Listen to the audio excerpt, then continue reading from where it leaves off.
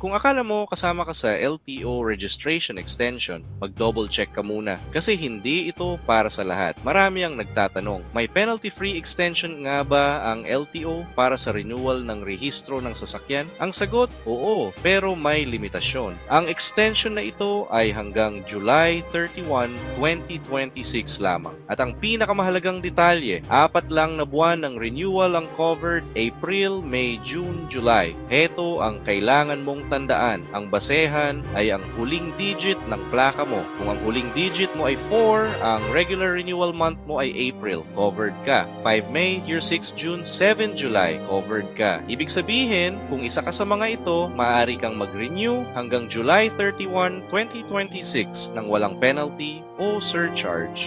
Ngayon, kung ang plaka mo naman ay nagtatapos sa 1, 2, 3, 8, 9, o 0, hindi ka kasama sa extension na ito. Mananatili ang regular mong renewal schedule at kung malate ka, may penalty pa rin. Pero bakit nga ba nagkaroon ng extension sa unang lugar? Ayon sa LTO, ito ay direktang tugon sa state of national energy emergency na idineklara dahil sa patuloy na pagtaas ng presyo ng petrolyo. Yung tensyon sa Middle East, direktang tumatama yan sa bulsa ng bawat motoristang Pilipino. Kung ikaw ay may plakang 4, 5, 6 o 7, huwag mo nang hintayin ang July 31. Mag-renew ng mas maaga para iwas mahabang pila at aberya. I-share mo ito sa mga kakilala mong motorista. Kung may tanong ka, i-drop mo lang sa comments. Para sa mas maraming updates tungkol sa mga balitang direktang tumatama sa buhay ng Pilipino, subscribe at iyon ang bell.